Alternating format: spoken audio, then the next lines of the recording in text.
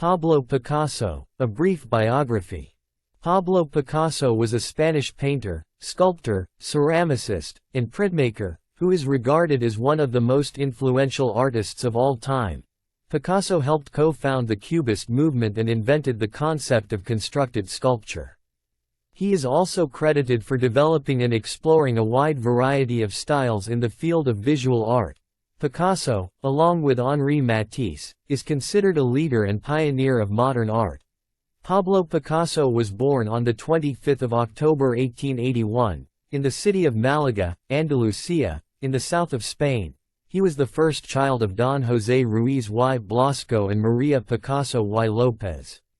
His father was an art professor at the School of Crafts for most of his life and also a curator of a local museum. Ruiz was also a painter who specialized in painting naturalistic depictions of birds, especially pigeons. From an early age, Picasso showed a keen interest and passion for drawing. When he was only 7 years old, his father began training him in figure drawing and oil painting. The young Picasso became so preoccupied and obsessed with art that it often interfered with his schoolwork. In 1895, Picasso's 7-year-old sister, Conchita, died of diphtheria. After her death, the family moved to Barcelona, where Picasso's father began teaching at the School of Fine Arts. His father used his influence at the school and persuaded the officials at the academy to allow Picasso to take an entrance examination for the advanced class. The process, which ideally took almost a month for students to complete, was finished in a week by a 14-year-old Picasso. The jury was impressed and they admitted him, but Picasso was not a disciplined student. His father even rented a small room for him close to their house to be used as his studio. His father would frequently check up on him there and critique his drawings, often leading to conflicts between the two. In 1897, Picasso's father and uncle decided to send him to the Real Academia de Bellas Artes de San Fernando in Madrid, which was Spain's foremost art school. He was 16 at the time. Soon after enrolling at the school, he stopped attending classes as he disliked the formal instruction and rigidity of the academy.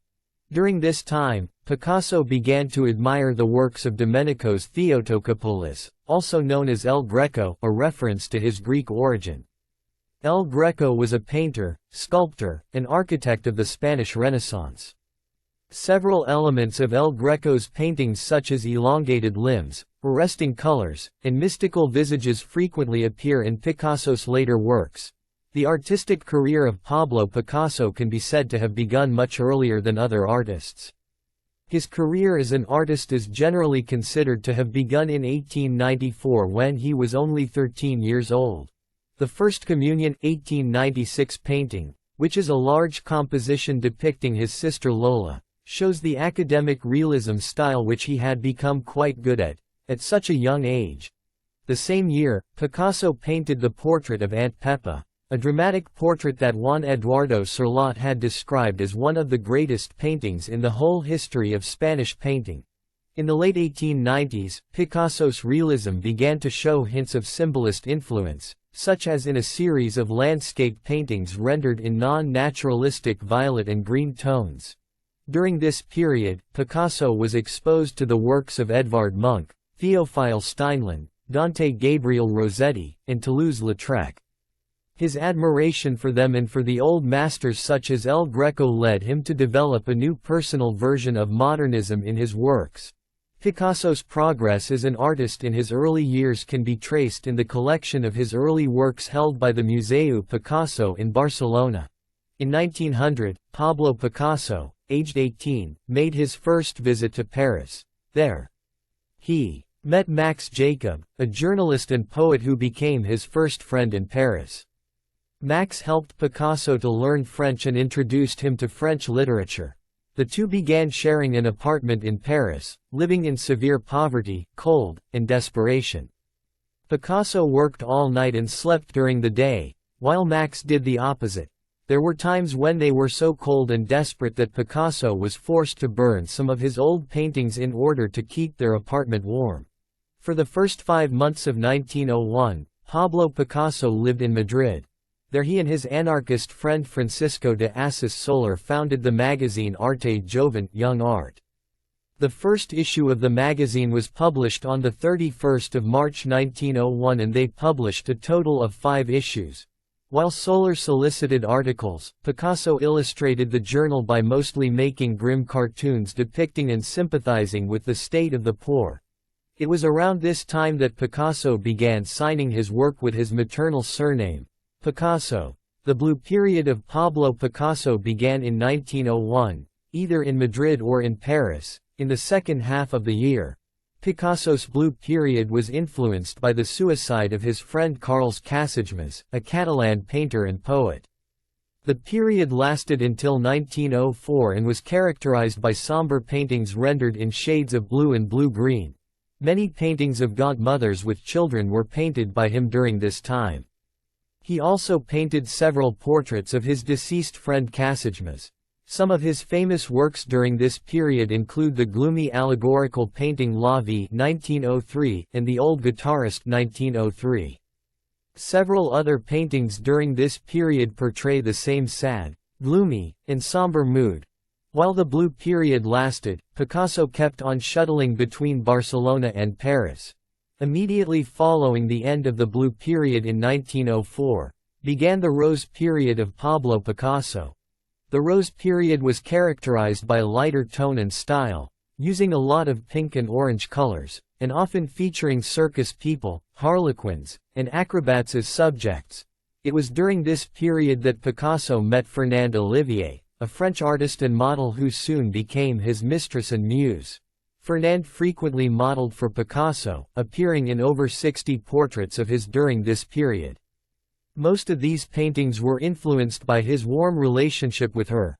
Some of his famous paintings during this period were The Family of Saltimbanques 1905, Boy with a Pipe 1905, Acrobat and Young Harlequin 1905, and Boy Leading a Horse 1905-06. By 1905, Pablo Picasso had a close relationship with American art collectors Gertrude and Leo Stein. The Steins quickly became his patrons and he became one of their favorite artists. Gertrude's older brother Michael and his wife Sarah also began collecting his works.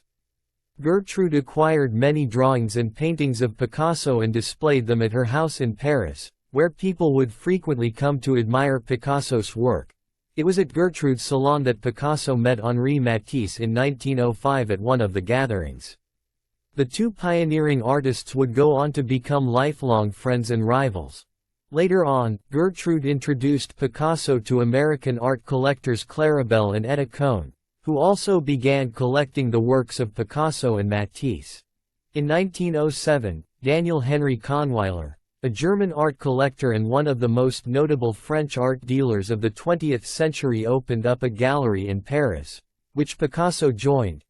Kahnweiler became one of the first champions of Picasso and Georges Braque, promoting the cubism that the two artists jointly developed.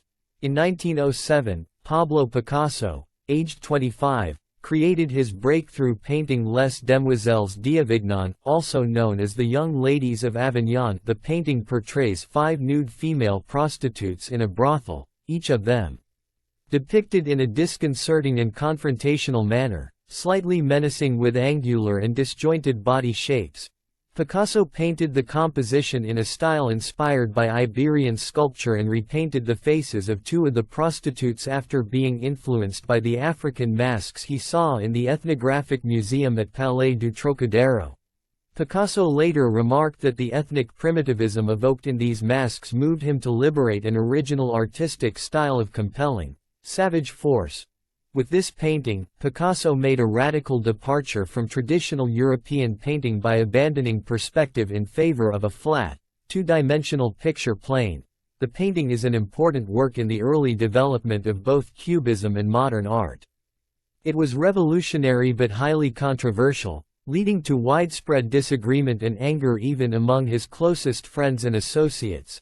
Other paintings of his from this period include Nude with Raised Arms 1907 and Three Women 1908. Cubism is an early 20th century avant-garde art movement that revolutionized European painting and sculpture.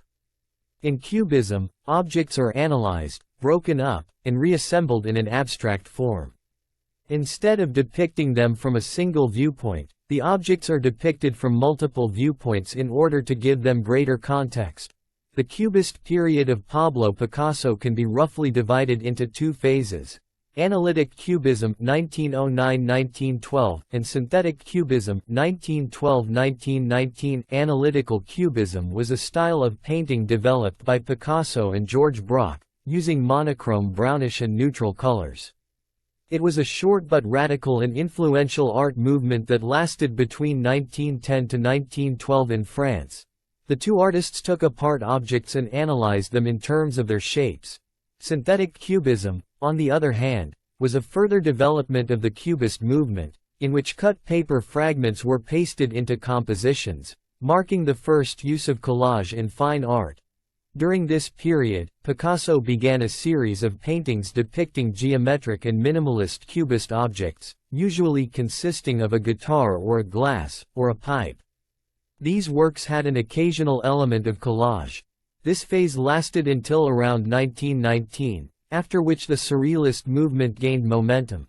Some of Picasso's famous paintings during this period include Girl with a Mandolin 1910, Woman Playing Guitar or Mandolin 1910–11, The Poet 1911, and Head 1913–14. At the outbreak of the First World War, Pablo Picasso was living in Avignon. Unlike his French colleagues Derain and Braque, who were mobilized for the war, Picasso was able to continue painting without any problem or interruption. During the war years, Picasso's paintings became somber as his life slowly changed. On achieving some degree of fame and fortune, he left Fernand Olivier for Eva Guhl. But in 1915, Eva, aged only 30, died a premature death from an illness, leaving Picasso devastated for a short while. Shortly thereafter, Picasso began an affair with Gabrielle Lespinasse, who became his muse. Upon Conweiler's exile from France during the war, Picasso's contract with his art gallery came to an end. His work was then taken on by Léonce Rosenberg, a French art collector regarded as one of the most influential French art dealers of the 20th century. Rosenberg was a well-known supporter and promoter of Cubist artists during and after the war. Towards the end of World War I, Pablo Picasso began collaborating with Serge Diaghilev, a Russian ballet impresario and founder of the Ballets Russes. The Ballets Russes was an itinerant ballet company based in Paris. In 1917, while designing the costumes and set for a ballet of the company in Paris, Picasso met Olga Koklova, a Russian ballerina with the Diaghilev troupe. And in July of the following year, the two married. At the Russian Orthodox Cathedral at the Rue Daru, Olga introduced Picasso to high society, formal dinner parties, and other aspects of rich aristocratic life in Paris. But even though Picasso participated in these social circles, his bohemian tendencies frequently clashed with Olga's insistence on social propriety. In 1921, the two had a son, Paolo. And from then on their relationship severely deteriorated. In 1927, Pablo Picasso, aged 45, began an affair with the 17-year-old Marie-Thérèse Walter, while still living with Olga. In 1935, Olga learned of his affair with Marie-Thérèse and that she was pregnant with his child. Olga immediately took Paolo and moved to the south of France. Olga and Picasso never officially divorced. They stayed legally married until her death in 1955. Around 1935, Picasso met and fell in love with Dora Maar, a French photographer, painter, and poet. The two began an affair, bringing an end to his relationship with Marie-Thérèse. On 26 April 1937, during the Spanish Civil War, the aerial bombing of the Basque town of Guernica took place. The bombing of Guernica was carried out by the Nazi German Luftwaffe and the fascist Italian Aviazione Legionaria, the Legionary Air Force, at the behest of Francisco Franco's rebel nationalist faction. The bombings allowed Franco to capture Bilbao, sealing his victory in northern Spain. The attack attracted major controversy around the world as it involved the bombing of civilians. In response to the bombings, Pablo Picasso created Guernica, one of his best-known works, regarded by many as the most moving and powerful anti-war painting in history. The gray, white, and black painting, 3.49 meters tall and 7.76 meters across, depicts the sufferings of humans and animals wrought by violence and chaos due to the bombings in Guernica. The painting was exhibited at the 1937 Paris International Exposition, and then at other venues around the world. The touring exhibition was used to raise funds for Spanish war relief. The painting immediately became famous and widely acclaimed around the world, thereby bringing even more attention to the Spanish Civil War. Guernica now rests in the Museo Reina Sofía in Madrid, Spain's national museum of 20th-century art. During the Second World War, when the Germans occupied France, Pablo Picasso chose to remain in Paris. But he was unable to exhibit his art and was even harassed by the Gestapo. But Picasso continued to paint, creating works such as Still Life with the Guitar 1942 and the Charnel House 1944–48. Around this time, Picasso also tried his hand at poetry, which was mostly erotic in nature. In 1944, Pablo Picasso, aged 63, began a relationship with Françoise Gallot, a young art student 40 years younger than him. Picasso had grown tired of Dora Maar by then and he immediately moved in with Françoise. Even though they never married, they ended up living together for almost 10 years and had 2 children, Claude and Paloma. Françoise was a great artist in her own right, but her artistic career was believed to be cut short due to her relationship with Picasso. In her 1964 memoir, Life with Picasso, she describes his abusive behavior toward her and his numerous affairs which eventually led her to leave him, taking her children along with her. In 1953, Pablo Picasso, aged 72, met the 26-year-old Jacqueline Roque at the Medora pottery in Valores on the French Riviera, where Picasso made and painted ceramics. A few months later, the two got into a relationship. Around 1954, Jacqueline's image began appearing in Picasso's paintings. On the 2nd of March 1961, Picasso and Jacqueline got married in Valores. Their marriage would last for 11 years, until his death. During that time, Picasso created over 400 portraits of her, more than any of the other women he had been with. In the 1950s, Picasso's ever-evolving style changed once again. He began producing reinterpretations of the artworks of great masters such as Francisco Goya, Edouard Manet, Nicolas Poussin, Diego Velázquez, Ferdinand Delacroix, and Jean Courbet. Picasso had become an international celebrity by now. He was widely regarded as the greatest artist of the 20th century. Due to his fame, he was even offered a few film appearances and cameos. In 1955, he helped make the film The Mystery of Picasso, directed by Henri-Georges Clouzot. The film showed Picasso in the act of creating paintings, most of which were destroyed so that they would only exist on film. Picasso's final works were a mixture of styles. His paintings became more colorful and expressive. From 1968 to 1971, he produced a great number of paintings and hundreds of copperplate etchings. Even though in his 80s by now, Picasso continued to be prolific in his output, refusing to slow down. On 8 April 1973, Pablo Picasso died in Mougins, France, from pulmonary edema and heart failure. He was 91 years old.